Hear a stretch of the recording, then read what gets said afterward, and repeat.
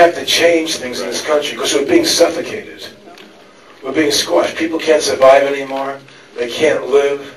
They've destroyed the currency in this country. The cost of living is through the roof because they destroyed the currency. I'm going to tell you guys a quick story, and it'll show you how devious and how evil these people really are. Okay? I was friends with one of the Rockefeller family, and his name was Nick Rockefeller, and he got my attention when I was running for governor in Nevada.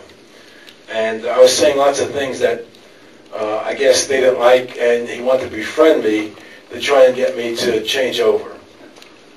And they asked me to join the Council on Foreign Relations and other things.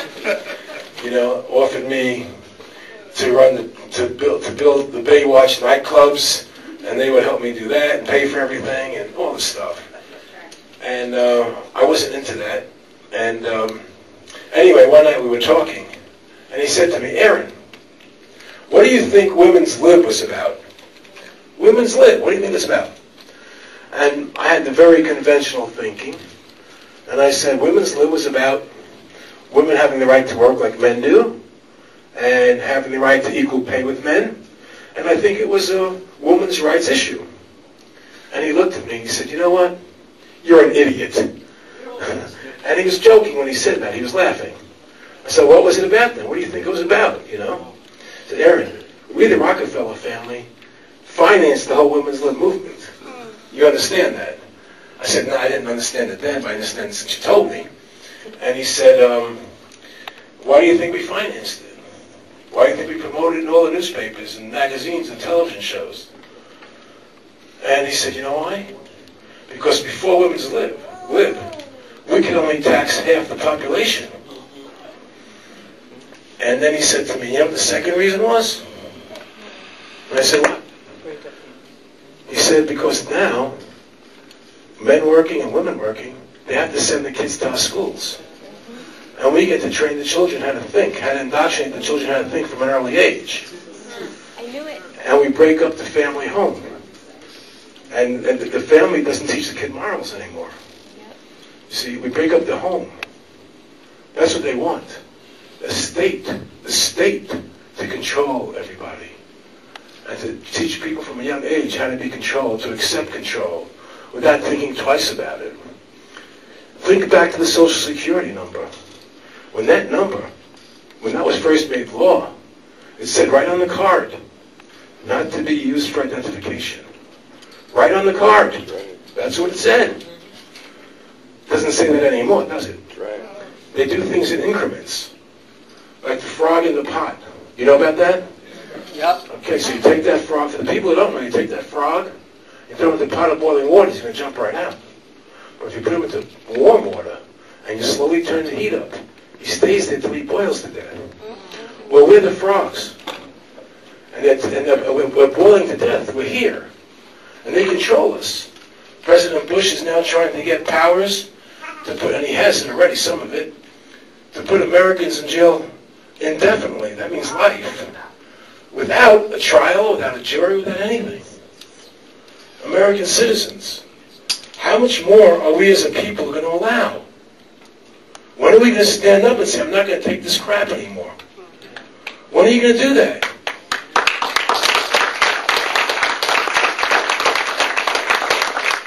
Why do people in Serbia or Bosnia stand up and fight, and the people in France stand up? We've become so soft. I'm sorry? So many supported and voted for. But the thing is, this is what you have to understand. It's not President Bush. Well, who's in charge of the bankers? They control President Bush. They control Hillary Clinton. They control Bill Clinton. They control John Kerry. It's all the same. It doesn't matter which one it is. It's all coming from the banks, the bankers, the Federal Reserve System. That's where it's all coming from. Illuminati. You know, so the way to stop it is to shut down. Look, the Federal Reserve System is a tool for them to take power over us. If we should, because the men behind the Federal Reserve System are the real power. But without that tool, they can't do what they're doing. We have to shut down the Federal Reserve System. Imagine Barry Bonds trying to go hit a home run but he didn't have a bat. Okay? You can't do it. No matter how good a hitter he is, he needs his bat. They need the Federal Reserve System to make the money to buy the politicians. They can make all the money they want out of thin air, out of nothing. Okay? That's what Jacob Rothschild said. He said, if I can control the money, I don't need no law. Whoever makes the money makes the rules. You know, so that's the situation we're in today. Now, I want to introduce Bill Walls, Doc Walls. Right. He's going to be the next mayor. I am supporting this campaign. You know, Doc Walls, please come say hello, and then I'll take some questions. And he's so handsome, too.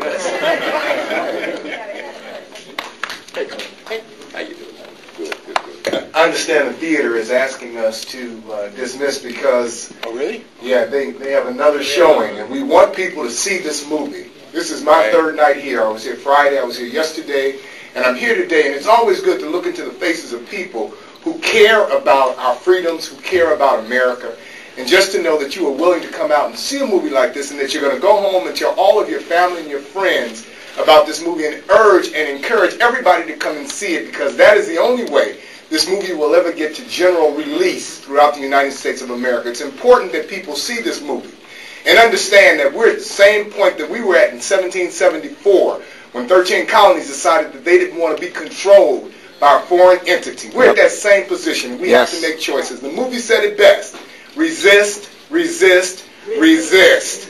And if we all stand up, even the nucleus of us, and resist, as Cliff indicated, they didn't care. If you resist, they cannot herd you off. That's right. So let's be mindful of that. Now, I'm not going to continue talking, but I do want to indicate that the discussion will continue at Borders. Right across the street. Right across the street. And everybody is welcome to enjoy the discussion. Give Aaron a round of applause, please.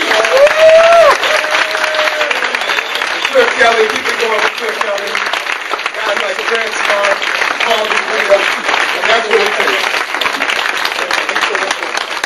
I just want to mention that I'll be talking about this tomorrow, but make sure everybody gets one of these. Aaron's going to say one other thing, but I just want to make sure. The first time I took a trip and noticed that on my cell phone, when I got to my destination, my cell phone had changed automatically. As I went from one time zone to another, the phone changes. I think when they're slapping these kids on the butt now when they're born, they're probably sticking a chip you know where. Let me just say one thing. I'm going to go across the street and talk to everybody across the street at Borders. Yeah. One thing I want to say, I know some of you are leaving. Please, we don't have the funding of a big movie studio. We can't buy the advertising time and the television time and newspaper and radio like they can. The only way we're going to succeed is by you talking about it, is by word of mouth, by getting on the internet and spreading this through the internet. It's critical for us. You get people to come to this movie theater and watch this movie. It's critical that they do. Because we can't compete with the big studios. We can't compete with the big corporations that are backed by the Fed. We can't do it. So we need you. Remember something. Without our cooperation, they can't do anything. So you don't cooperate with them. You don't accept a national ID card. Okay? You don't accept it. We will not. You know, without our cooperation, the government has nothing. So you have to wake people up, educate them, so you know they can't cooperate with the way the government is functioning today. We have to stop it. I'll see you across the street.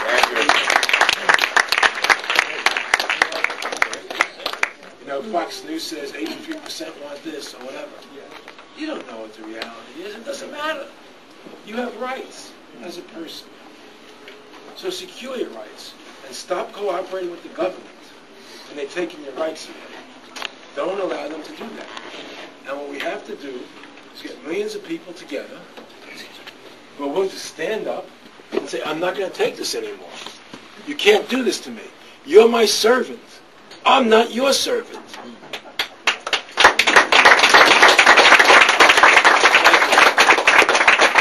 I needed that break to bring some. I see somebody raising their hand back there. Yes. Yes, sir. First of all, I wanted to thank you for making this film. I think you're going to inspire a lot of people. Thank you very much. I appreciate that. The world will eventually collapse. What? It'll collapse. We'll collapse. Oh, if we do our job, it will collapse. Yeah. They can't do anything. Remember, they have nothing to do without us. Right. If we don't cooperate, they can't do anything. Exactly. You have to understand that. But here's our difficulty. The Federal Reserve can make money out of thin air. They can buy government, they can buy Bill Clinton or Hillary Clinton or George Bush. They can do whatever they want to do. What they got to do is sit at a computer and type some digits in and create money. We have to organize. We have a harder job than they do. We have to organize. It takes work. It takes effort on our part to organize, to make things happen. And I know I made this movie to begin that process. You know, if everybody would go on the website and register, and sign up to stop the Federal Reserve, to sign that petition, and then to start on the form, that we can contact you by email. What I want to do is take Freedom to Fascism and make that an organization that will eventually be Freedom to Fascism back to freedom again. Nice. Okay? That's what I want to accomplish. Right. And I want to use that organization and be able to reach out to everybody, to have demonstrations, to organize. And we need millions of people registering on the website, signing up on the website, not just a petition, but signing up to get emails, to volunteer, whatever it takes. That's what we need in all communities. Yes, sir. I hadn't finished my question. I'm sorry. Okay. I just want to know if you were familiar with the 9/11 Truth Movement and how you think it fits into what we're trying to do here. I'm very familiar with the 9/11 Truth Movement, and I'm totally convinced that 9/11 was a fraud. Absolutely. There's no doubt in my mind about that. At first I didn't want to believe it. It's such an ugly thing to believe. But the fact is, let me ask another question. Who here knows a lot about 9/11, what happened? Who believes that the government had nothing to do with it? Had nothing to do with it. What? I believe it. I want to hear. Had nothing to do with what happened that day. Who believes the government was involved that day in what happened? Damn. Wow. Let's understand something. How many? If you know the answer, don't answer. Well, no, I can't do that. That doesn't work. Most people believe that 2 buildings fell down that day in New York. Who believes 2 buildings fell down that day? Fell Down. How many believe 2 buildings collapsed that day at the Twin Towers? From the plane or from other causes? Whatever. Don't take my glory away. Expert was killed in that building. What? The head of the guy of the FBI, John O'Neill, terrorist expert, was killed in that building. I prayed for him and I had a mass for him. I know. Okay, well, I didn't know. I wasn't aware of that. But let me. What I was trying to bring out Building was 7. that 3 buildings went down that day, not 2. And the 3rd building was called Building Number 7, and that was a 47-story office tower. It was a pretty big. It wasn't as big as the Twins, but it was still enormous. And if you've ever seen the tape of it falling, you realize it's a controlled demolition. It came straight down. Like you see those buildings in Vegas come down? So they asked the owner of the building, a man named Larry Silverstein. They asked Mr. Silverstein, well, what made Building 7 fall down? And it fell down around 5 hours after the first 2 fell. And he said the fire department decided to pull it, meaning to bring the building down. That's what he said. So we pulled it. Now, that was a big mistake on his part. If you know anything about controlled demolitions, you know for a building that size, it would take weeks, Months. weeks to control demolition in that building, to plant explosives on all the floors and all the right places. You couldn't do it in 4 or 5 hours and all the chaos going on there. And you couldn't do it in 4 or 5 hours if there was no chaos going in there. It's impossible. So once you know that, and he admitted it was controlled demolition, then you realize that that building had been set up for weeks in advance of 9/11 ever happening. Why? What? Why? What was in Why that? what? What was in that building? What was in that building? Well, I think the point was that it was supposed to go down with the Twin Towers. So there was a plan, and they had 2 planes hitting the buildings, and then you had the third building coming down. But what was on that 23rd floor? Did you know about that? Which part of it? That's Mayor Giuliani's CIA War room, you mean? war room, Yeah. right? Yeah, and I mean, I've heard a lot of stuff, but that's not important to me. What's important to me, the crucial piece of evidence, is that they said it was pulled down by the fire department, and it's impossible to be pulled down in 4 or 5 hours, which means it was planned weeks in advance. That's the important thing. If it was planned weeks in advance, the 9/11, the Twin Towers is planned weeks in advance. Okay, it can't be any other way. And that's why the official government report of 9/11 never mentions Building 7. Because they have no explanation. They have no cover story. So the other cover story is, the planes hit it, so it went down. Which, by the way, can't be either. But rather than getting into all technical details, Building 7 is the obvious answer. So when you ask me about 9/11 Truth Movement, yes, I believe that. And I believe it shows how evil and corrupt our government is, and how much we have to resist and fight the Federal Reserve and the government. Now, I'm going to tell you one more thing, which I don't tell very often, but I'm going to say it tonight. I mentioned one of the Rockefellers across the street in the theater about women's lib. I can tell you another little story. 11 months before 9/11 ever happened, he called me up and spoke to me. Well, I should say, he was at my house, and we were talking, and he said, "Aaron, you know, there's going to be an event." And he didn't tell me what the event was going to be, and I don't know that he knew what the event was going to be. But there's going to be an event, and we're going to invade Afghanistan, so we can build pipeline out of the Caspian Sea. We're going to invade Iraq, so we can control the oil there, and control the Middle East and get them to be part of the New World Order, because they're resisting us. And we're going to invade Venezuela. We're going to go out to Venezuela, which they tried to do, but Chavez beat them off. Keep trying. So all these things, in my opinion, bring me to the conclusion that the battle we're facing is that of good and evil. That's our battle. It's not whites and blacks. Blacks love me, I love blacks. It's not Jews and Muslims, I love Muslims, I'm a Jew. You know, it doesn't matter what you are. We're individuals. All Jews aren't the same. And I hear this stuff about Jewish bankers, you know, and this thing and that thing. You know, you got to stop thinking in groups. We're all individuals. We're all human, period. Well, we're all human individuals. I agree with you. Mm-hmm. And so stop thinking of people in terms of being, all blacks are the same, or all Jews are the same. Or, you got to get over that way of thinking. Because it's wrong. What matters is what Martin Luther King said. It's the character of who you are that matters. Not your religion or your color or any of that. What matters is, do you have integrity inside? Do you have honor? Nice. You know? Do you like yourself? Because you respect yourself. I know a lot of wealthy people. I mean, really wealthy people. You know, from Hollywood politicians. I mean, I know a lot of people. They're not happy, most of them. Because they don't like who they are.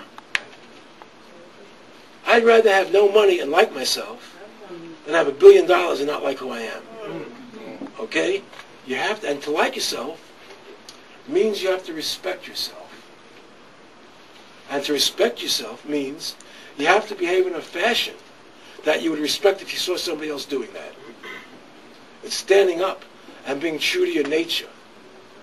Being true to who you are. You see, there's an old saying that a leopard never changes its spots. I don't believe that. I don't believe that.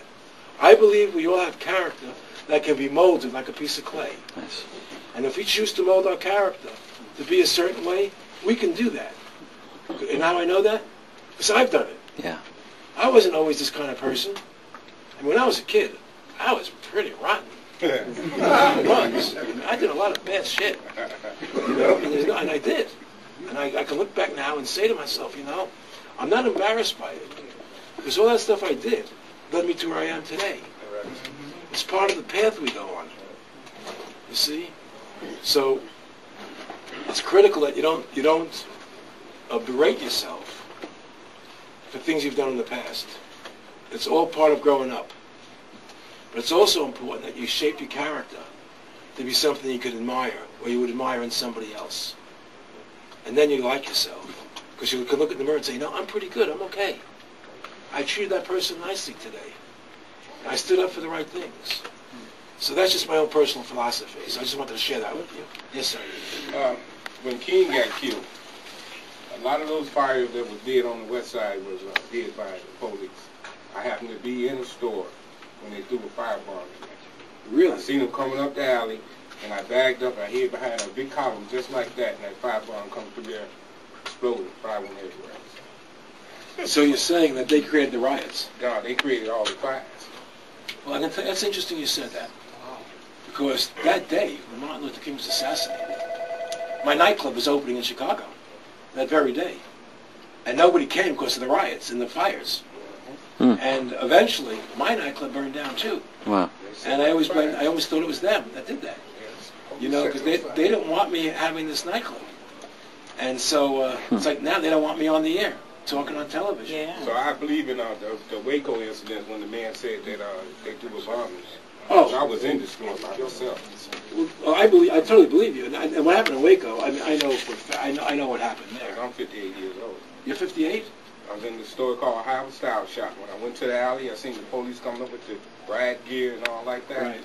So I went back and hid behind the column, and that bomb came through there, was turning around, and when it exploded, fire went everywhere. It's just amazing, isn't it? It's just amazing. I mean, when my club, I'm going to tell you what happened in my club in Chicago. What's the name of it? It was called the Electric Theater and then Kinetic Playground. I'm the one who brought Led Zeppelin there to America. Wow. You know, and I used to put on big shows with Grateful Dead and Jefferson Airplane, Sam and Dave, you know, B.B. King, Albert King, all kinds of great bands used to play my nightclub. Muddy Waters every Sunday. What? Muddy Waters every Sunday. Muddy night. Waters was there. Oh, yeah. What? I was on Clark Street near Lawrence. 4800 Clark, yeah. There you go. Old Rainbow Skating Rink. Exactly. That was my nightclub. Totally now. Get the skating, man. Let me tell you what happened. One night, I was having remember it was the year of the Democratic Convention in '68 in Chicago. And all the hippies were coming out from all around the country to go to the convention. And they decided that they want to use my nightclub to hold a fundraiser. And I said, sure, no problem. So the club was filled with a few thousand. We held like 5,000 people in the club. It was pretty big. And there were a few thousand people there. And I'm up on the second floor in my office. And I look out the window, overlooking the cemetery there. And I see paddy wagon after paddy wagon after paddy wagon pulling up in front of my nightclub. Blue lights on, you know, the whole thing. There had to be 15 or 20 wagons at least anyway. What is going on? I'm thinking about it. It's right in front of my club. I want to see them coming into my club. So I ran downstairs, see if there's anything wrong going on. And there wasn't. So I realized they were going to raid the club. So I called everybody. I went up to the stage, and I told everybody, listen, we're being raided. Sit down on the floor, pull out, you know, and cooperate with the police. As I said that, one of the policemen threw me off the stage from behind my back. I didn't even know it, and into the arms of another cop on the bottom, and they started dragging me out. As they're dragging me out, I'm going, you know, victory, victory, you know, I'm doing the whole thing. And I see the fire department there, and the fire department is emptying the trash cans on the floor. I say, what in the world are they doing that for? What's going on here? Why are they emptying the trash cans on the floor? They take me out to the paddy wagon, and they put me in the paddy wagon. As I step into the paddy wagon, one of the cops grabs my groin from behind me and squeezes. As a man, you probably know how that feels. And I fell to the floor in dire pain. And the next kid that came into the paddy wagon, as he was stepping in, one of the cops of the billy club smashed him in the back of the head and split his skull open. For no reason. There was no reason for any of this. The next day in the newspaper, it says, Electric Theater short-circuited, you know? And there's my picture in the newspaper with my Great Dane, and now I'm out of jail. They arrested me. I'm out of jail. And then I'll never forget this. I don't know if I should mention names or not. Go ahead. But a sergeant and a captain from the police department came to see me. Because I went on television to explain that, you know, that what the cops did, that they were wrong, that nothing happened there. Oh, I left that important. So the fire department dumping the trash, what that was about was the cops said that the fire department went there and the place was littered full of garbage And it was a fire hazard. And when they tried to get people to stop that, the people attacked them. They attacked the fire department. So the fire department had to call the police for help. Oh, wow. That was the cover story. So the next day or 2 days later, I'm going on television. I'm trying to tell the story. Nobody paid attention. Nobody cared. And I thought this was just in Chicago. But 2 days later, the cops came to me, and a sergeant and a captain. I said, Mr. Russo, we didn't know that was you the other night, because you're so young. I was only 24 at the time. And they said, I didn't know that was you, and we're sorry if you got hurt, you know, but we're here to help you. I said, you are? How are you going to help me? He said, listen, I know you want to stay open, and we have no reason to shut you down. So let me tell you what the deal is. There are 4 plans. There's the A plan, the B plan, the C plan, and the Super Deluxe. And the Super Deluxe plan was $2,000 a month. And you give them $2,000 a month, and whenever they're going to raid you, they call you up and tell you they're going to raid you. And when they raid people there, they don't really bother them too much. They just do it for appearances. So I took the Super Deluxe. And everything was fine, and my club was a giant success. And then one day, they said to me, look, the local alderman wants to shut your club down. And Mayor Daley, the senior Mayor Daley, is going to cooperate with them, and we're going to shut your club down. So, because we're so honorable, we're not going to take money from you anymore. That got me nervous. And I started fighting them in court. And then one night, there was a big fire. And the club burned down. And that was the end of it. And so I'm giving you my back. That happened same time around Martin Luther King's assassination in Chicago. So that made me think of the story to tell you. So I'm just sharing my stuff with you guys. Thank you. We appreciate it. My pleasure. Yes, sir. I wonder if, I'm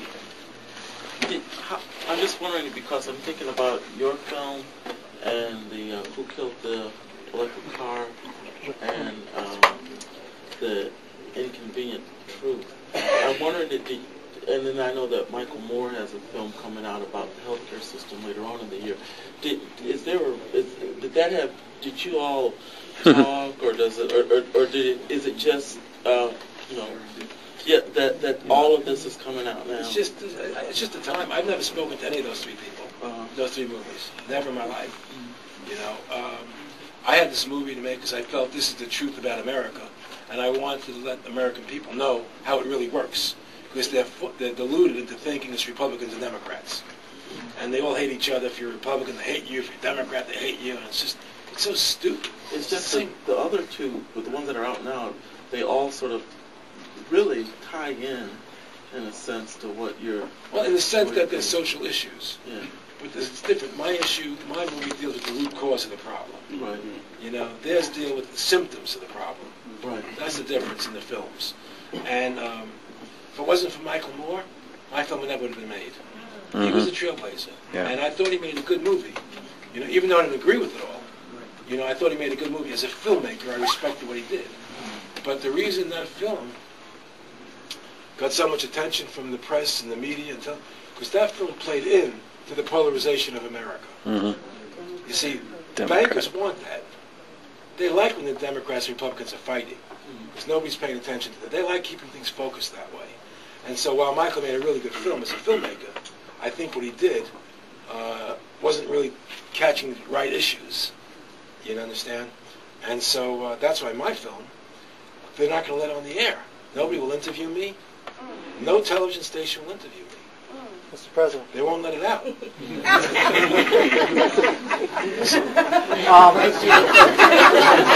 I was out of your line of sight. What can I do? Can you take just a piece of constructive criticism about dealing with the film? You go straight from, I agree. I've studied this for years and years. I can't change the film, so I don't want to hear it. No, but in talking about it, it goes straight from the problem of the Federal Reserve, and it has to address what moderate people will perceive it. And it's dealing the money to do good. Liberals look at anything about the federal income tax and they say, oh, you can't touch that because that's how we do good. That's how we help racism. And somehow in an audience, I mean, people in the movement, we have to tell people that takes the power, all our power to tax and create good things. They steal it. They steal our ability because the money all goes to the Federal Reserve. Nothing good gets happen. Well, it doesn't go for infrastructure. It goes for interest, which shouldn't be there in the first place. Well, it would be our. So what's the constructive criticism? Just to let people know that what liberals fear, and you read the reviews of it, they fear that if you interfere with the income tax in any way, then nothing's good can get any good. What should I do with the film that could change that? No, you can't. I don't mean that, but I'm just saying we could in reaching people. Next question. I'm missing it. I'm missing the point. Okay. What's your constructive criticism? That if a democracy, not a democracy, a constructive. We have the ability to do good without giving all our power over to the Federal Reserve. Other people will think, oh, they don't disconnect tax and Federal Reserve. And just like when the Federal Reserve has all the money, the businessmen think, oh, well, that's the business system. You're messing with the business system. But if the Federal Reserve has these trillions of dollars that they can plug into a state, they had just tires opened up in Illinois a few months ago. Who put $1 trillion to open a store in every town in every state? There is no free enterprise. You're losing me. Okay, I'm just saying it interferes with free enterprise and it interferes with. What is it you want me to do in the film? I'm missing the point. I'm just saying just to keep the focus on all the things that the Federal Reserve interrupts. It goes directly to fascism. It stops all our normal processes. To me personally? No. I don't think about that. If I did, I couldn't function. Yeah. You understand? I just go forward. I don't look over my shoulder. Anybody trying to kill me or do whatever. I mean, Fred Smart got some calls from somebody in North Carolina. 3 calls or something, right, Fred? Yeah. Telling me that I'm a target and I'm this and I'm... you don't pay attention to that crap. Connected to some mafia, bookie underworld in the East Coast. And look, 3 calls after 6 weeks said he was a target, and please watch out for yourself and watch out for Aaron. You need some protection. They wanted Fred to drop out. They didn't want Fred helping. They're trying to shut this movie down. They don't want the movie being seen on television. They don't want people talking about it. They want to scare my volunteers away. They'll do anything they can do. Because this is the movie that exposes the truth. That's the only one that's ever been made like this. Right? Yes. You understand? So that's what it's about. They want to scare me, and they're not going to scare me. They may kill me. Look, the truth is this, that all 4 presidents that were assassinated, McKinley, Garfield, Lincoln, and Kennedy, all 4 of them were against the Federal Reserve. Now, that could be coincidence, but I doubt it. And they were the only 4. Yes, in blue. I see what you're talking about, in the future, because I don't see this happening tomorrow. So as a student... You don't see what happening tomorrow? I mean, them closing down the Federal Reserve. So I'm wondering, wait, this is my first question. Wait. So I'm wondering, as a student, because I didn't, file my taxes this year, I would say, I didn't make too much and blah, blah, this. Right. But, I can't go to school this year because I don't have the financial aid because I didn't file my taxes. So I'm I was going to ask you, in a sense, if we were looking for money from the government, what would we do? That was my first question. And then when don't look for money from the government. That's the first thing. But I'm just saying, because personally, me, I don't have it. And I'd like to pull it out somewhere because I know we're going to need it within the next, year or so to at least get us to where we need to go. I know what you're talking about. But you have to understand where I'm coming from, that within the next year or so, before we can, literally shut everything down, we're still going to be, getting money to buy our gas, using money to pay our light bill, to go to school, these things. Your thoughts aren't clear to me. Okay. I'm not getting the concept behind what you're asking. I'm asking about when you're talking about taxes. Yes. Okay, so, and then you're tying that into shutting down, because I see where the movie is leading up to, shutting down Federal Reserve. I saw where you, tied that into. Right. So as a part of taxes, everybody fills out your taxes, you do this, you do that. But for students, we do it, our motivation for doing it is for the government to say, oh, thank you for filing your taxes, here's some money, please go to school, blah, blah, this. So as a student who's not filing the... It doesn't, let me help you out. Okay, please. It doesn't matter if the Federal Reserve is in existence or the government's making the money. If the government wants to help you, they can. It's the same money. Okay. So it doesn't, the difference is this. If the Federal Reserve makes the money, then we have to pay them interest. and we're in great debt. If the government makes the money, there's no interest to pay, and you're not in debt anymore. Mr. Russo, I believe what she's trying to say, though, is that the structure is set up to facilitate that. Meaning that as a student, if you want the government to help you, a Pell Grant, for instance, Right. you have to show an income tax return. Oh, So there's no way to get around I that. understand that. There's no question. And same thing with having an employer. If you don't want to pay your income taxes, they take it out of the source. Your employer doesn't allow you not to pay it. You understand? So the system is designed I'm not paying it. to help them. There's no question. You know, you want to get a loan to go to college. You know, they want to put you in debt and they want you to file your taxes so you're part of the system. Right. That's the way, that's how smart they are. Right. That's what they do. I understand that part. Just, you know, what do we do? Well, it's called sacrifice. I see.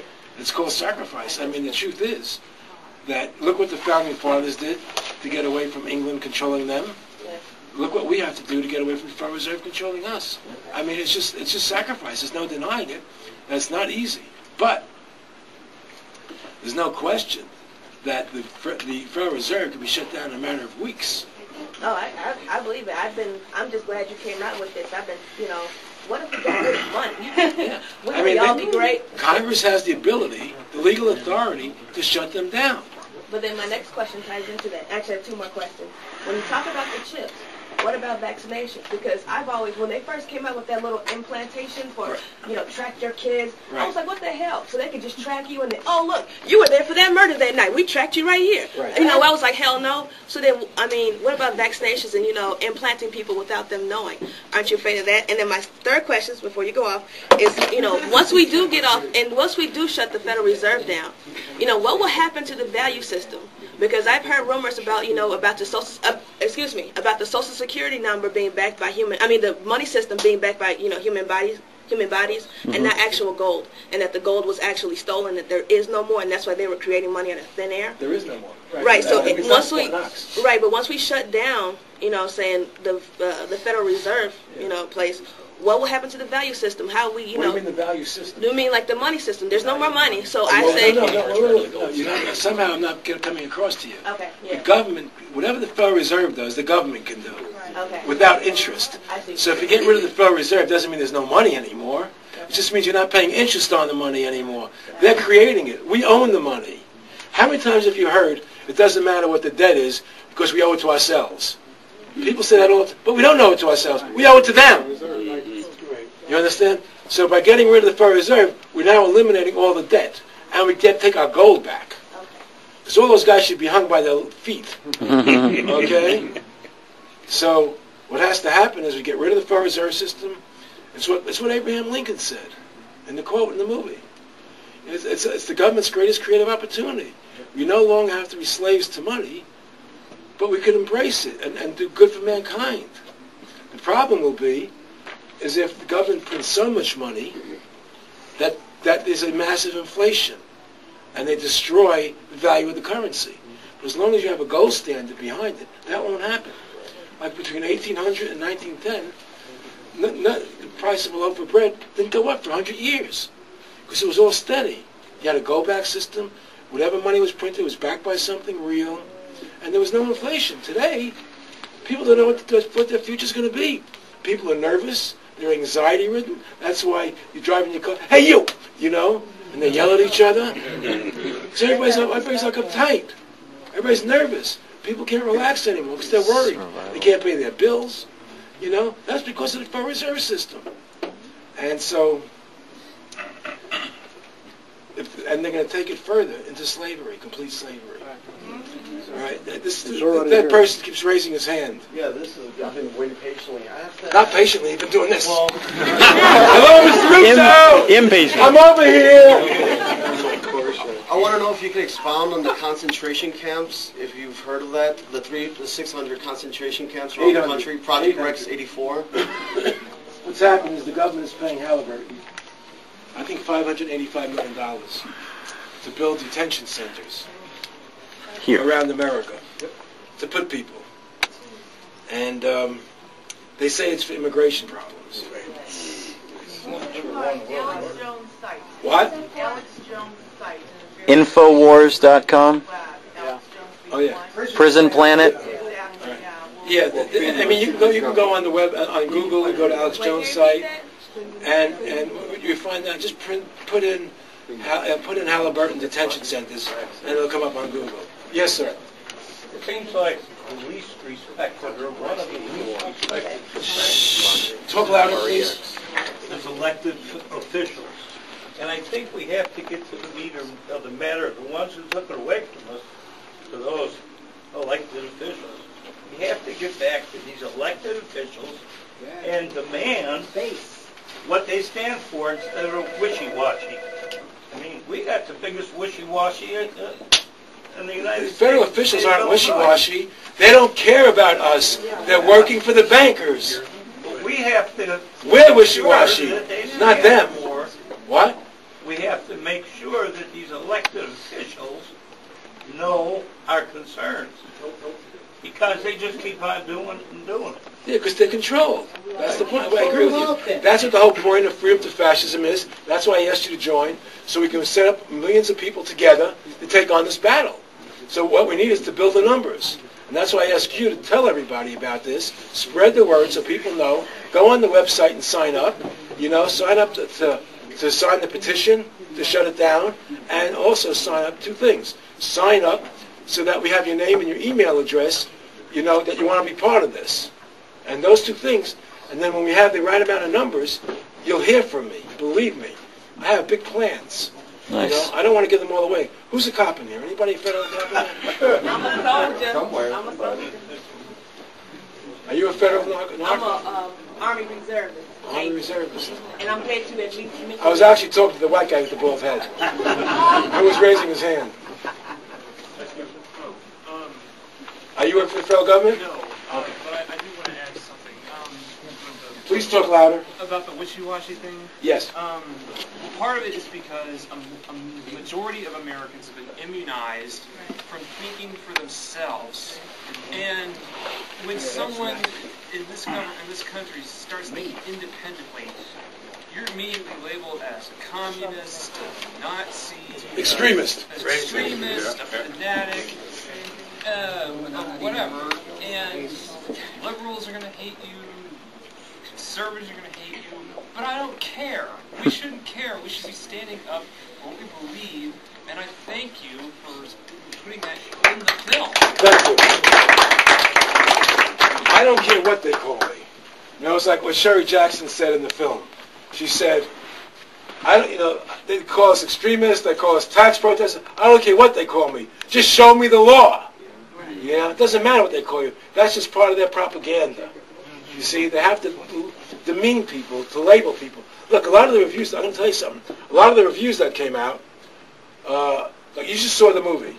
The movie was about, the tax section of the movie, was about the fact that the Supreme Court said they can't do this. That's the basis of my argument. Right? Every one of those reviews that said they didn't like the movie, they all said the same thing. That my argument was that the 16th Amendment wasn't ratified, which was mentioned one time, very briefly in the movie. So the fact that 10 or more reviewers all said the same thing, which wasn't true, means someone's telling them what to write. Yep, definitely. Do you understand? They don't want this movie out. They want to shut this down as best they can. And it's up to us to make sure it goes alive and thrives. Yes. We have to thrive. Yes. Mr. Russo, in keeping with that Call me Aaron. Aaron. Thank you. First off, the camera loves you. It does? Secondly, Hi. just as a simple plan, how do we take back our government? How do we make this go back and work for us? I told you how. Simply, we stop paying taxes? No. Shut down the Federal Reserve System. Stop the people who control our government. Look, this government's going to be, I don't want to have to say it over and over again. Maybe I'm not being clear. This government is going to be run by the people of this country or by the banks. If you want to be run by the people, you have to shut down the Federal Reserve System so that we run our own country again. That's the country of we the people, for the people, by the people, which is not the case anymore. So you want a solution? I don't care about taxes. You want to pay a tax? Pay a tax. I don't care. There's no skin off my back. I'm telling you there's no law that requires you to do. Whatever you want to do is up to you. But I am telling you this. Shut down the Federal Reserve System. And we do that simply by going to the start website. using credit card. But you do it by millions of people organizing together and standing up and letting the politicians in Washington know that they will get no votes unless they sign an affidavit agreeing to vote to shut down the Federal Reserve System, by being heard, by having millions of people being heard, by marching on Washington, all colors, all races, all everybody. We don't want this in this country, and you have to be heard, and that's what it's going to take. It's going to take massive civil, like the Martin Luther King, led the stuff down south. That's what it takes. It takes people speaking up.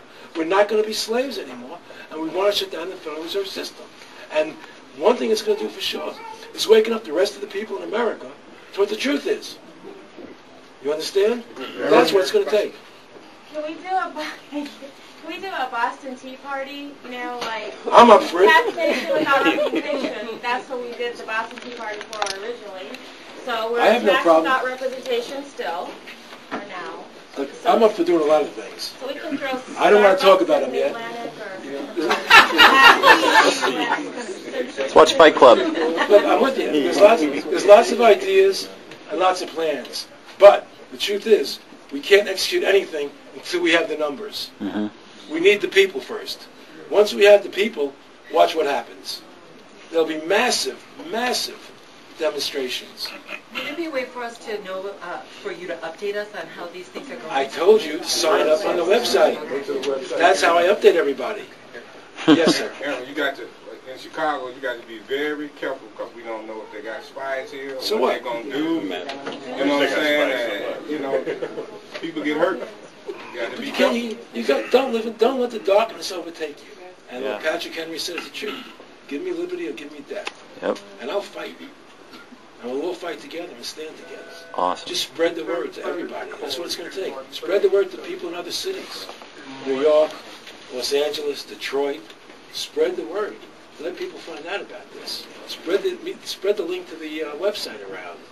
Call people on the phone and tell them to see the movie. You know? We need to, the problem is people don't work hard enough to get this done. And the truth is, I can't do it alone. There's only so much I can do. So I'm here to try and motivate people to do it.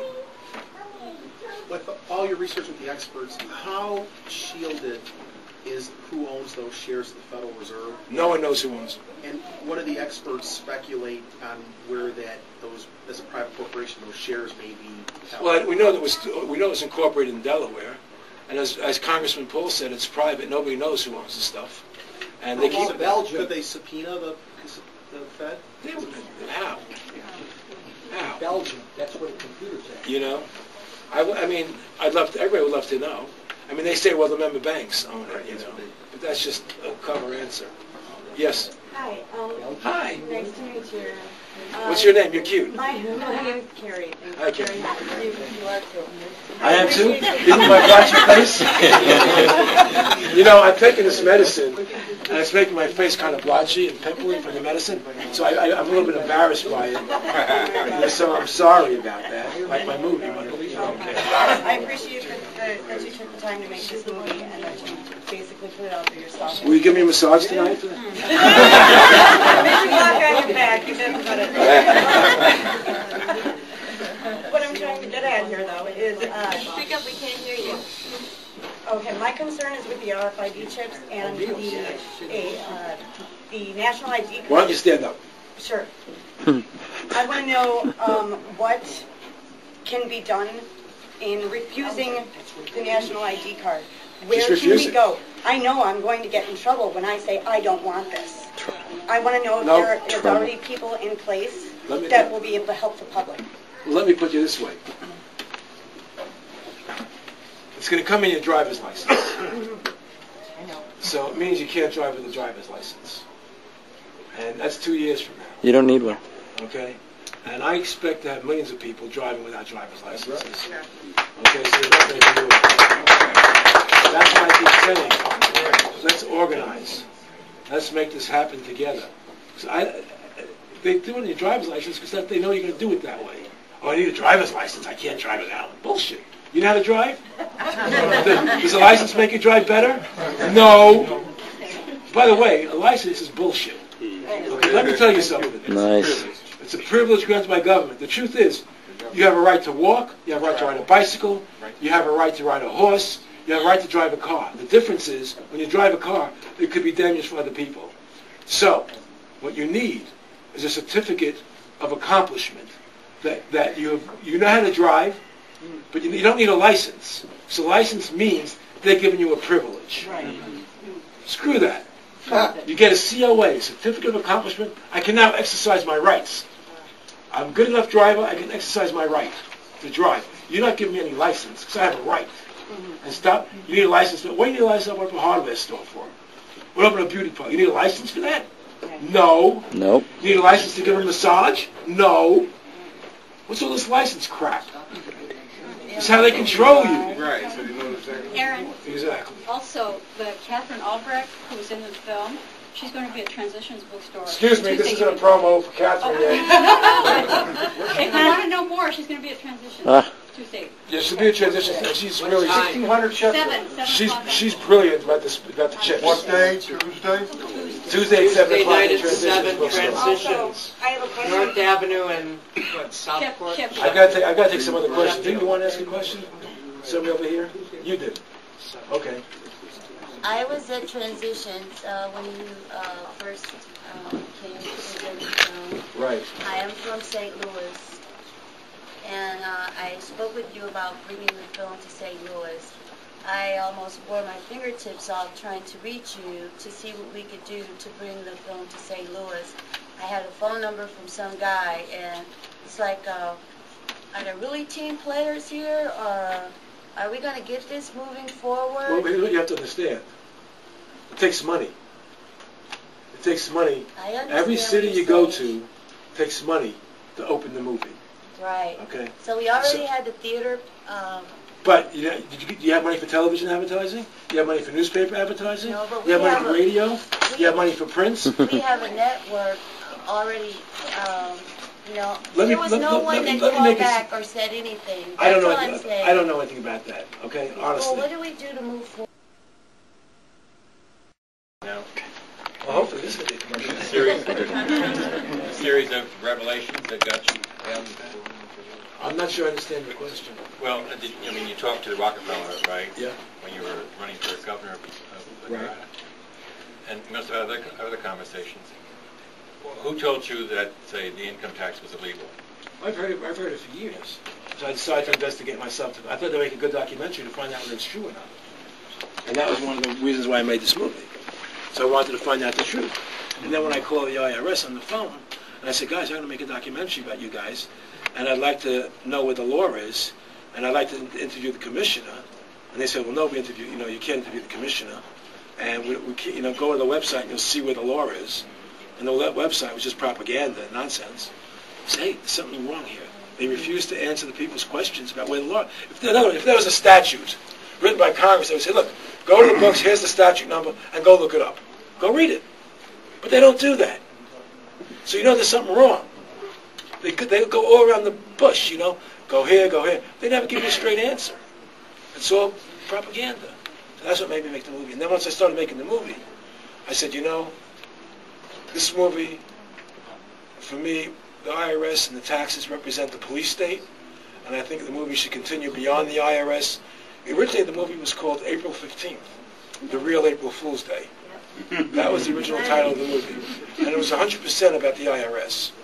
And I decided to change it, because I felt there were issues that were much more important than the IRS.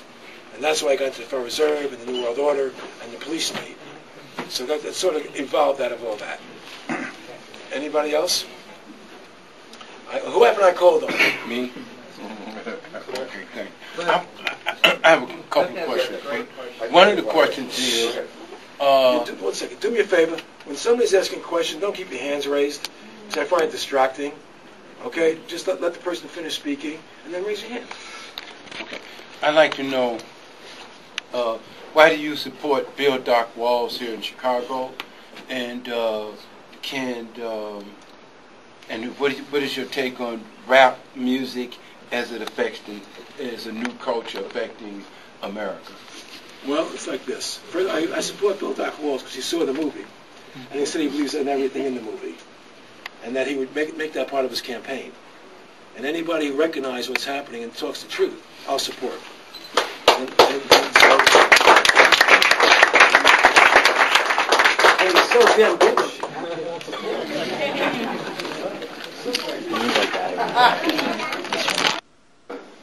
Because they know. Because I love most music, you know. I don't like country and western very much, and I don't like rap very much because it's a little too aggressive for my taste in music. Okay, but that doesn't mean I don't respect the people who do, because it's very difficult to do good rap. You know, it's just not my taste necessarily, and so and I can't say for sure what it's doing to society. I think that's your question. You know, I don't know. You know what it's doing to society. I know that everybody dresses the same. You know, the hat's on the side, the pants down to the knee. You know, it's like everybody has the same costume. You know, and I certainly recognize that. You know, but on the other hand, anybody here have the hat on that way? But I really don't have a good opinion about what it's doing to the country socially. I mean, I remember when I was a kid, and everybody was talking about the Grateful Dead and drugs and smoking pot. I smoked a lot of pot. And I did. I was definitely smoking lots of weed, you know, when I was younger. And I did my fair amount of drugs when I was younger. And everybody said, you know, it's going to kill you and this and that. And the parents were crazy and up in arms about it. But Frank Zappa said a very smart thing about music. He said if music really had that much of an effect on people, then everybody would be in love. So that's all you hear is love songs. Right? I mean, all songs talk about how much I love you and you love me and that girl, I love that girl, you know. But, you know, I think music is limited to the effect it has on you. And I know for me that drugs were a very important part of my life when I was a kid, you know. And now I hate drugs because my son's a drug addict. Okay? And I hate what it's done to him. And I've had no success in getting him to stop, you know. And it's very painful for me. Okay, it's very painful for me to have my son be a drug addict, and he can't stop himself. It reminds me of Richard Pryor, who I loved. I loved Richard Pryor dearly, and I just saw that man, who was probably the most talented man I've ever met, the funniest guy I've ever met, you know, and I've met them all. See how he destroyed his life, you know, through the use of crack cocaine, and you know, when I made Trading Places, the original cast was to be Richard Pryor and Gene Wilder. Wow. That was the original cast. It wasn't Eddie Murphy and Danny Aykroyd. And Richard couldn't be found. I mean, Gene Wilder agreed to do it, and Richard Pryor couldn't. He was somewhere in Hawaii, stoned out, and he couldn't be spoken to. You know. And I love Richard. You know. I mean, I did a show with Richard at the Hollywood Bowl, and I'll never forget. Oh, I'm not gonna get into that tonight. But any other questions? I'm sorry. Yes. You know, we're not on the islands here in the USA, and you know, the rest of the world is starting to vote against our currency. Yes. Objectively. That's right. You can see it drop. Yes. The secret's out all over the world. But I think the central banks are in collusion to prop it up. In other words, the foreign central banks keep buying the dollar. Can you talk louder? Yeah, they're trying, but it's dropping regardless. Yeah, but it hasn't made new lows yet lately. You know, it's around 86. Right? And so if it breaks down through 80, I would say it's really starting to crack. One last thing, you know, your Federal Reserve issue did not mention about JFK issuing United States notes. Those have disappeared. Treasury, I mean the silver certificates. Not silver. They had a red seal on them, United States note. Yeah, but they were backed by silver. Not the silver certificate. Not the original silver certificate. Nothing to do with silver. It said United States note, where now it says Federal Reserve. Yeah. And we have a green seal that had a red seal. And that was his initial move against the Federal Reserve currency. He was actually directly issuing notes. They had silver certificates at that time, but that had nothing to do with that. He issued a new form of currency. He used to pay a lot of the military in cash with that currency. May I say something? Yeah. He issued Executive Order 11110. And that executive order said he was going to print up, I forget how many hundreds of millions of dollars in U.S. Treasury notes, and he wanted it backed by silver. So what you're talking about is why I believe the Federal Reserve killed him. That's my own opinion. It's only an opinion, it's not a fact. Okay? But I believe that because he was starting to take on the Federal Reserve. When you see people like in the Warren Commission, like Arlen Specter, saying that the bullet turned around in midair. Okay? And you know that it wasn't Fidel Castro, it wasn't the mafia who could make the senators put out a Warren Commission report that was full of lies, like a bullet turning around in midair. It's the only explanation they have. You know that only the Federal Reserve has that kind of power. So that's the only reason why I believe it. The Federal Reserve killed John Kennedy. But it's only speculation. I believe everything else is fact. But Specter got cancer for lying, didn't he? That's not true. What's part? You got cancer? He is. Everybody gets sick better than me, I think. I got cancer and I was telling the truth. Why? Were you? Yeah, I hope so. This little boy saw the film. Yeah, you did. You didn't want my kids to see the film, but he saw the film. You saw the film? What's your name, son? Marcus. Marcus? Yes. What'd you think of the film? It was pretty good. Uh-oh. Why can't you get your mother to decide that? It was pretty good, Mom. Gotta start early. That's right. Oh, I could. Let me ask you a question. Who haven't I addressed yet that wants to be heard? I've addressed you already. Don't raise your hand. I know I spoke to you already. Click Kelly. You didn't ask me a question before. Media coverage, use your local media. Wait a second. Wait a second. I introduced you across the street. I haven't said a word since I've been here. Oh, you're Cliff. That's right. Please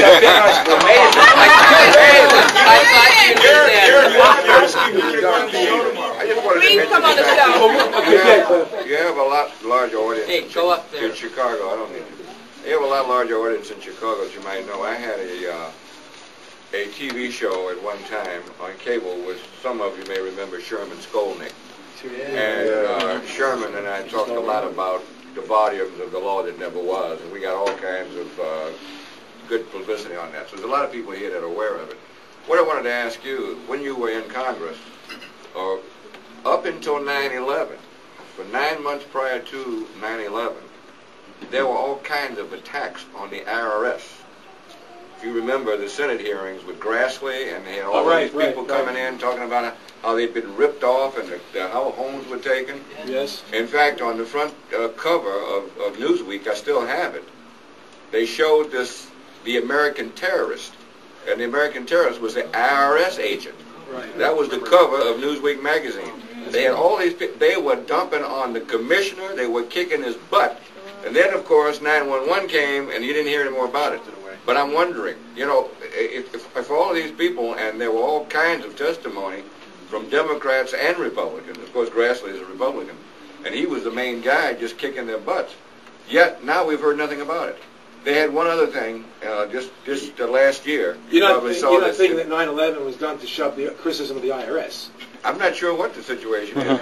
It certainly still exists. I mean, what they're doing now is just as bad as before. It's a distraction, yeah. Let me say something. It could have been a convenient distraction. They often do attack the IRS for propaganda purposes. You know, let people think that they're fighting for them. Right. The IRS, it's almost disinformation. You know, they never do anything about the IRS. Well, no, but I've seen it before, but I never saw it to this degree. Right. It was unbelievable. And then the Wall Street Journal even printed the fact that they called 15 IRS agents with the same question and got 12 different answers. Yeah, go to an accountant with the same tax return. Yeah. They'll tell you each one will tell you a different number what you owe. This is incomprehensible. See, the IRS code doesn't matter because the Supreme Court said they can't do that. Yeah. So whatever the code says doesn't matter because they can't write law. They can't be in defiance of the Supreme Court.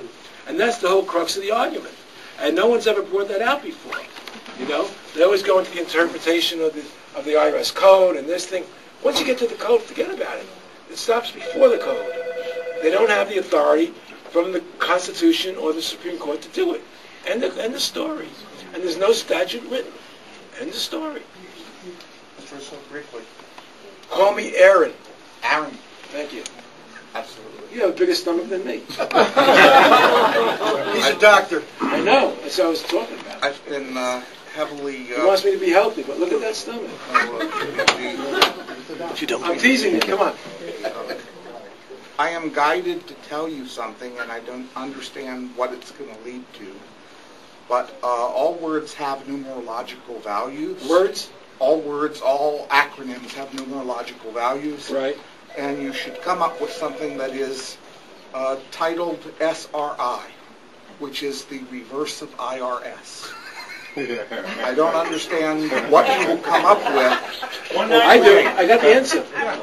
What? My son's name is Sam. Sam Russo Incorporated. That's all right, baby. No problem. That's one thing. In terms of a strategy letter or something else that you do, it will have an inverse value that will attract to it the things that you need. Okay. Thank you. I appreciate that. I do. Only people who haven't asked questions who want to first. I didn't ask you yet? Okay, go ahead. I have a question about the... Talk louder, please. I have a question about the vaccinations. Is it possible for the doctors to insert a tracking device in the small child without a parent knowing? Yes, it's possible. I'm not saying they're doing it, but it's possible. Is it detectable by an X-ray? I would think so. There we go. I would think it would be, yes. Okay, now I've been told by my child's doctor that I can be reported to DCFS. You've been told what? I've been told by my child's doctor that I can be reported to DCFS for not vaccinating her as a health hazard. Well, it's probably true. Yeah, It's probably true they can do that to you. In today's world, the government thinks they own you. Well, she's got something. We have never had our kids vaccinated, and we used First Amendment religious rights. It's our religious right not to have our kids vaccinated. You know, I mean... It works. I took my kid out of the hospital right after he was born. Oh yeah, I took my kid right out because I got into a big battle. I got into a big battle with the hospital when my son was born. I'm getting a little bit tired, but when my son was born, I was in the room with him and my wife, my girlfriend really, and when he was born, the nurse said, and I wanted to be on my wife's breast, you know, and bond right away, and the nurse came and said, all right, listen, we have to put something in his eye, silver oxide or something, and so we want to take your child to put the silver. I said, okay, I'll go with you. So I went with her, and we went up to the floor upstairs, one floor up. And after they did what they had to do, I said, okay, let's go back downstairs. I want to put the baby with my wife. Oh, no, we can't go back down. Once you're up here, you can't go back downstairs again. So what do you mean? I said, I want my baby with my son, with my wife. No, you can't do that. I said, okay, then I'm going to bring my wife up here, you know, on the gurney. I said, you can't do that either. I said, what do you want to do? I want to put your child in the room with all the other kids, you know, with the bright lights on and everything. So I said, that's not acceptable to me as the father. Nice. And so I went upstairs to see the head of the hospital, some woman, and I tell her my feelings. I said, sorry, I can't help you. Those are the rules of the hospital. I said, I'm this child's father. It's my rules that count, not yours. Do you understand that? And I'm going to go downstairs and bring my wife up to the next floor and put her with my son. So as I'm leaving, she calls up security.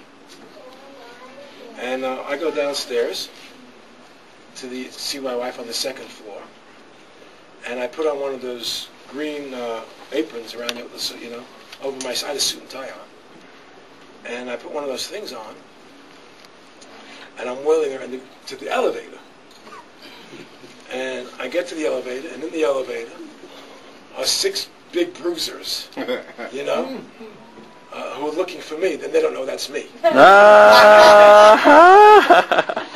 And they go up to the 3rd floor, and they're talking in the elevator. Has some crazy guy is going to take his kid out of the, what's that called, that room called? The nursery. Out of the nursery. So as they get out of the elevator, they say, by the way, guys, I'm the crazy guy, you know? And I proceed to take Heidi into a room. I just put her into a room that was empty. And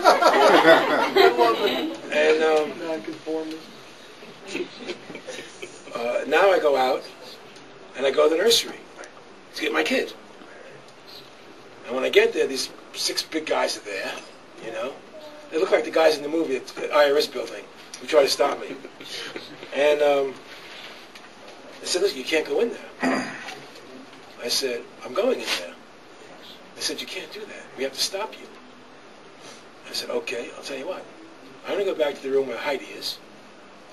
And my child's not in my hands. In 5 minutes, I'm going in there.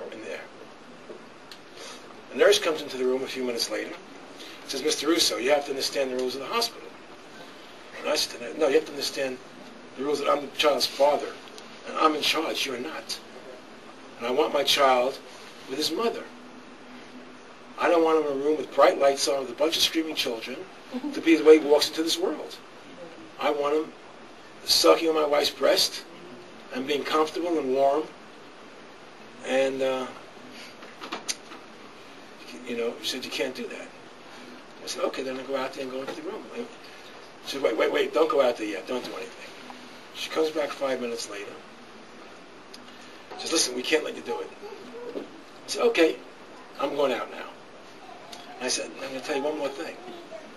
Those guys might stop me, but I suggest you do something. She said, what's that?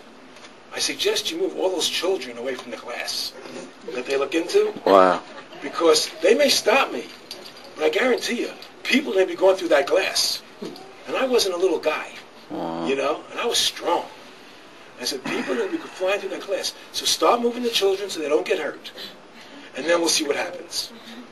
She says, you would do that? I said, I'm going to get my child. It's your responsibility to move the children. I'm giving you advance warning. Okay? I am giving you advance warning. She came back 5 minutes later with my child. Woo! And that's what it is in life. You have to stand up for your rights, what you believe in. And then I checked out, as soon as the baby came to my wife, I was out of there. Screw the vaccinations. Screw it all. You have to stand up for what you believe in. And you have to do what's right. And you can't let these government institutions dictate to you how you live your life. That's the point. It's your life. It's your children. You see the judge the other day told some kid who was a 16-year-old, 17-year-old kid who was getting sick on chemotherapy and cancer, and he didn't want to take it anymore. And the judge says to the parents, we're going to put your child into custody of the state, and we're going to give him chemotherapy even if he doesn't want it and you don't want him to have it. Whose life is it? You have a right to decide for yourself what you want to take. How does the FDA have a right to tell you what medicines you can have? Now, I can understand if they said, well, we recommend this and we don't recommend that, and then you're free to do what you want. But don't tell me you're going to limit my choices. And that's why I went to Germany to get my own cancer treatment, because they didn't limit my choices. I was able to do the things look, I'm going to tell you something. I don't tell a lot of people again. Before I went to Germany, the surgeon in the States said I was hopeless and I was a dead man and to go get my papers together. Okay? I'm telling you now, I'll be here another 63 years. Go, baby, go! And the whole point is, you have to take responsibility for yourself. Don't listen to doctors blindly. Don't listen to teachers blindly. Think for yourself. Learn how to think. Stop being dumbed down. Stop watching that stupid damn television set with all the fake news. You understand? You have to learn how to think.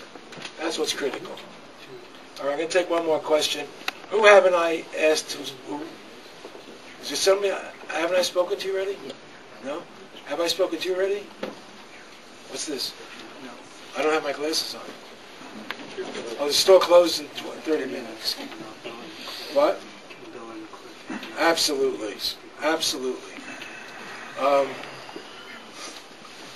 going to take one or two more questions. Then I'm going to turn the podium over to Bill and Cliff so they can talk to you as well. And I am getting tired. I just came through a cancer operation. And 38 stitches, folks. Wow. And can I take off my shirt? It's hot. Sure. Why not?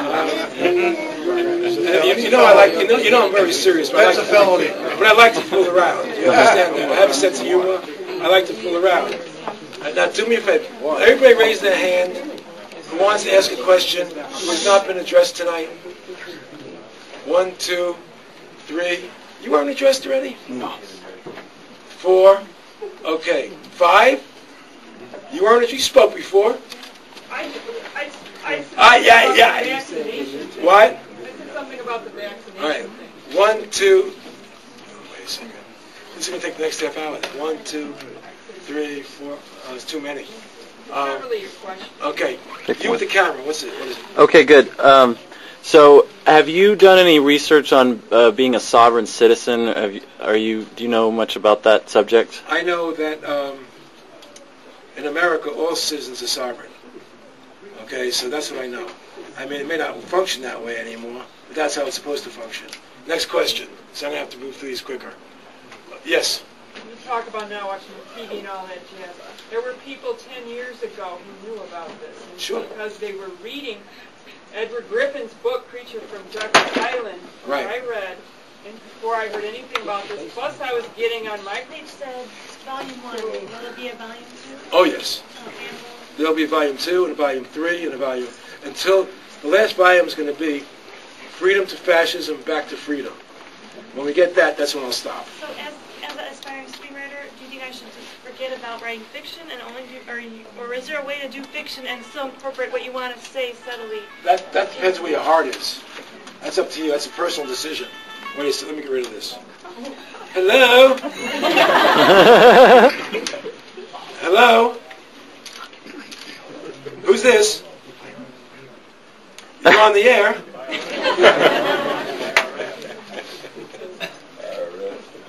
IRS? I'm sorry, I didn't mean anything I said. I really didn't. I didn't mean anything. I'm so sorry. Mr. Greenspan. Whatever you want, I will do for you.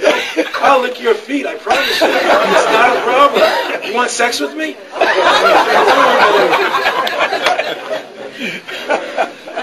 Who else? Wait, who raised their hands before you? I did you already, didn't I? No. Good. Basically, my question is: are you optimistic that the American people will, kind of give up the amenities of empire, or are you more doing this as a means to disseminate a certain meme so people will become aware of this, or you actually think this will lead to the destruction of the Federal Reserve? I think it has a possibility. My goal is Are to you be optimistic the destruction of the about Federal that? Reserve. I don't know. It depends upon the people. I don't know. I can't say. I can only tell you that that's my intention. That's my goal. And I'll work as hard as I can to get it done. It depends on what everybody else does. Yes? I noticed your transcript is for sale on your website. Yeah. Is there any possibility that might be free and not for sale in the interest of disseminating the information? I understand you want to raise funds. Unlikely. For movies and things. People are buying it, so I can't give it away. People are what? Buying it, Oh, so I okay. can't give it away. Who else?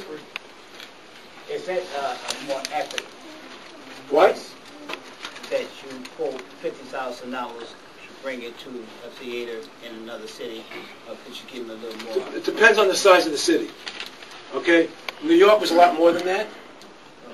Kansas City was less than that. Chicago was a little bit more than that, not a lot more. So it depends upon the size of the city and the cost of media in that particular city. But the $50,000 I spent here wasn't enough. That's all I could afford. So $50,000 I take as an approximate number. So, yes. You got to check for 50 grand? I have ways that can be raised. Really? Yeah. Selling drugs or what? Teasing. Okay, yes, sir. Part of that paid for a radio ad? Because that's the only way. I didn't run radio. I ran television and newspaper. I didn't have money for radio. I heard it on the radio. Oh, you heard the radio was volunteers who put it on the radio. I heard about your movie. That's the only way I heard about it. I'm telling you, volunteers bought time on the radio and paid for it, and that's why you heard it on the radio. I didn't buy any radio. Is this you have to put it in, is that a process where you have to put it in the movies first before you can get a DVD Yes. people can buy? The theaters won't allow you to put it into the DVD form first, or they won't play it in the theaters. Who else? I just wanted to say one thing. When we were purchasing our tickets, I don't know if anyone else noticed, I ended up with a ticket under a different name. What do you mean a different name? Well, I wanted a ticket for your movie, and I ended up with a ticket, something about candy. I can't remember. There's another movie that was showing in the theater that they gave me a ticket for. I remember when Spike Lee movie came out. The same thing happened with him, where they were giving people tickets under a different name. Did that happen to anybody else here? No. Well, Just a mistake. Okay. Well, I did turn it back in. I took it back and turned it in, but I was just wondering, you know, if other people had noticed that. Conspiracy thinking. Good for you. Yeah, good for you. Anybody else? Yeah, candy with strangers is what they gave us. Okay. Doc Walls, Cliff. Oh, who are you pointing at, Paul? Wait a minute. Yeah, I'm saying. Who wants to come up first? One over here. Oh, I'm sorry. One more question. Okay, I wanted to know if you'd explored the possibility of being a guest on Chicago Tonight. Have you? What is Chicago Tonight? It's Channel 11, local PBS, local news and events. Okay, put me on. Can you put me on there? I have no contact. Well, then what are you asking the question for? Well, I'll go in anywhere, babe. I suggest you call I'm a them. whore. I'll go anywhere. Yeah. I suggest you call them. And secondly, I recommend a book called Worse Than Watergate by John Dean. Yes, Watergate, John Dean. It gives chapter and verse about why Bush should be impeached for lying to the American people and getting us into Iraq. All right, listen. Doc Walls is going to take over. I'm going to sit down for a minute.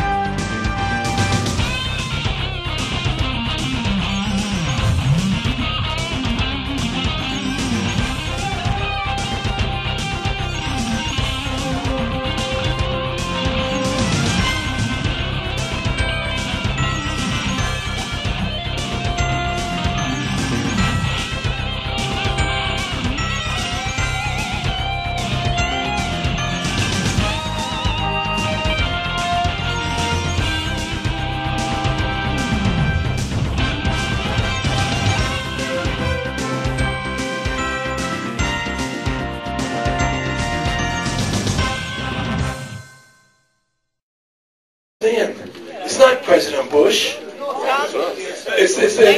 Well, who's in charge of the bankers? They control President Bush. They control Hillary Clinton. They control Bill Clinton.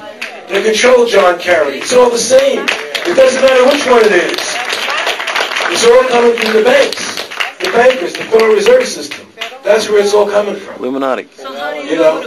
So the way to stop it is to shut down. Look, the Federal Reserve System is a tool for them to take power over us. If we should, because the men behind the Federal Reserve System are the real power. But without that tool, they can't do what they're doing. We have to shut down the Federal Reserve System. Imagine Barry Bonds trying to go hit a home run, but he didn't have a bat. Okay? He can't do it. No matter how good a hitter he is, he needs his bat. They need the Federal Reserve System to make the money to buy the politicians. They can make all the money they want out of thin air, out of nothing. Okay? That's what Jacob Rothschild said. He said, if I can control the money, I don't need no law. Whoever makes the money makes the rules. You know, so that's the situation we're in today. Now, I want to introduce Bill Walls, Doc Walls. He's going to be the next mayor. I am supporting this campaign. You know, Doc Walls, please come say hello, and then I'll take some questions. And he's so handsome, too.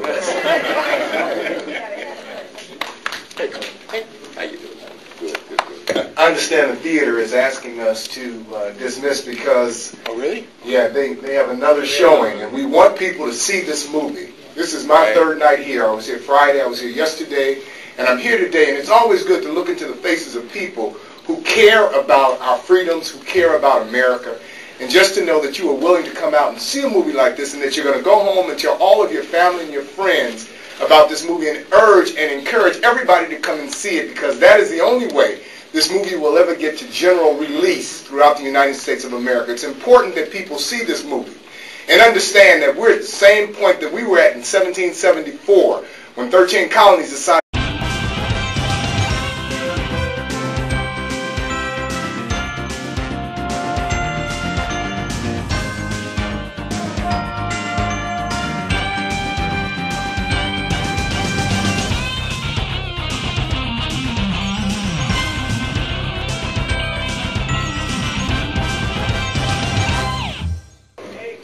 have to change things in this country because we're being suffocated. We're being squashed. People can't survive anymore. They can't live. They've destroyed the currency in this country. The cost of living is through the roof because they destroyed the currency. I'm going to tell you guys a quick story, and it'll show you how devious and how evil these people really are. Okay? I was friends with one of the Rockefeller family, and his name was Nick Rockefeller, and he got my attention when I was running for governor of Nevada. And I was saying lots of things that I guess they didn't like, and he wanted to befriend me to try and get me to change over. And they asked me to join the Council on Foreign Relations and other things. You know, offered me to build the Baywatch nightclubs, and they would help me do that and pay for everything and all this stuff. And I wasn't into that. And anyway, one night we were talking, and he said to me, "Aaron, what do you think Women's Lib was about?" Women's Lib, what do you think it's about? And I had the very conventional thinking, and I said, Women's Lib was about women having the right to work like men do, and having the right to equal pay with men, and I think it was a woman's rights issue. And he looked at me and he said, "You know what? You're an idiot." And he was joking when he said that. He was laughing. I said, "What was it about then? What do you think it was about, you know?" I said, "Aaron, we, the Rockefeller family, financed the whole Women's Lib movement. You understand that?" I said, "No, I didn't understand it then, but I understand it since you told me." And he said, "Why do you think we financed it? Why do you think we promoted it in all the newspapers and magazines and television shows?" And he said, they didn't want to be controlled by a foreign entity. We're in that same position. We have to make choices. The movie said it best. Resist, resist, resist. And if we all stand up, even the nucleus of us, and resist, as Cliff indicated, they didn't care. If you resist, they cannot herd you off. Right. So let's be mindful of that. Now, I'm not going to continue talking, but I do want to indicate that the discussion will continue at Borders. Right across the street. Right across the street. And everybody is welcome to enjoy the discussion. Give Aaron a round of applause, please. Cliff Kelly, keep it going with Cliff Kelly. Guys like Grant Smart, Paul DeVito, and that's what it is. I just want to mention that I'll be talking about this tomorrow, but make sure everybody gets one of these. Aaron's going to say one other thing, but I just want to make sure. The first time I took a trip and noticed that on my cell phone, when I got to my destination, my cell phone had changed automatically. As I went from one time zone to another, the phone changes. I think when they're slapping these kids on the butt now when they're born, they're probably sticking a chip you know where. Let me just say one thing. I'm going to go across the street and talk to everybody across the street at Borders. Yeah. One thing I want to say, I know some of you are leaving. Please, we don't have the funding of a big movie studio. We can't buy the advertising time and the television time and the newspaper and radio like they can. The only way we're going to succeed is by you talking about it, is by word of mouth, by getting on the internet and spreading this through the internet. It's critical for us. You get people to come to this movie theater and watch this movie. It's critical that they do. Because we can't compete with the big studios. We can't compete with the big corporations that are backed by the Fed. We can't do it. So we need you. Remember something. Without our cooperation, they can't do anything. So you don't cooperate with them. You don't accept a national ID card. Okay? You don't accept it. We will not. You know, without our cooperation, the government has nothing. So you have to wake people up, educate them, so you know they can't cooperate with the way the government is functioning today. We have to stop it. I'll see you across the street.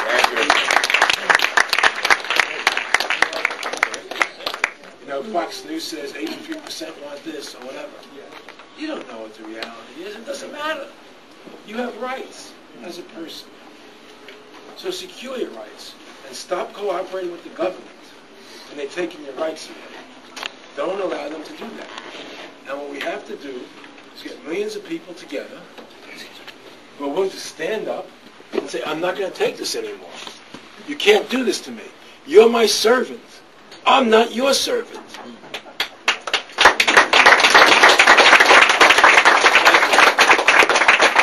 I needed that break to bring some. I see somebody raising their hand back there.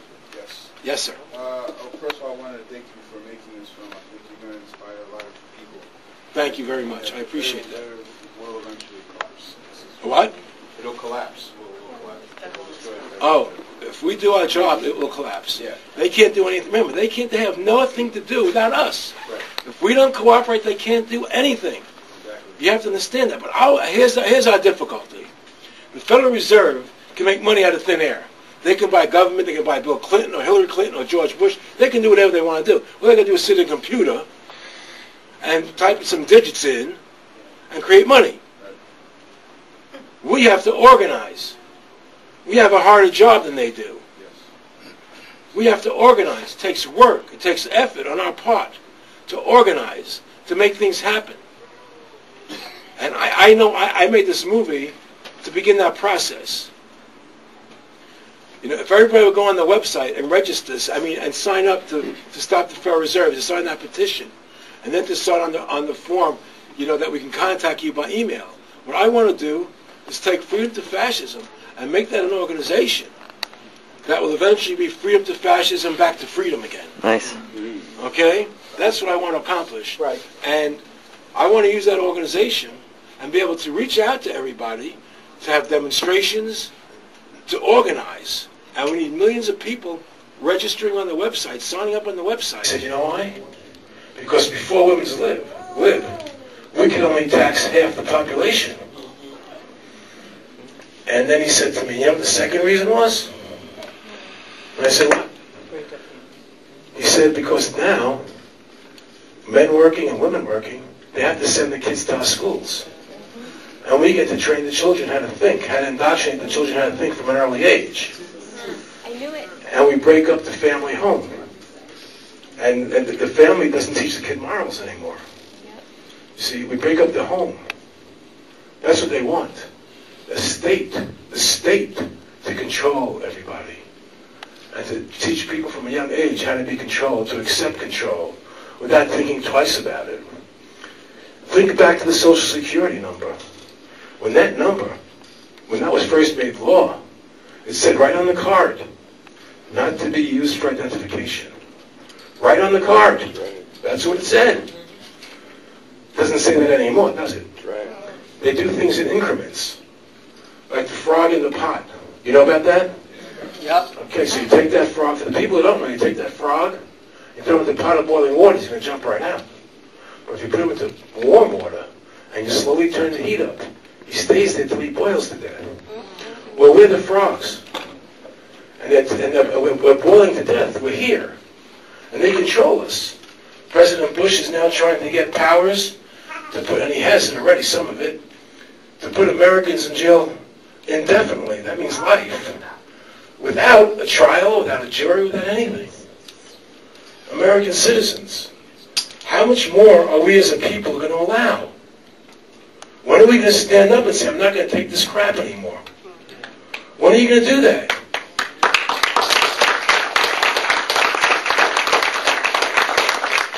Why do people in Serbia or Bosnia stand up and fight, and the people in France stand up? We've become so soft. I'm sorry? So many supported and voted for. But the thing is, this is what you have to understand.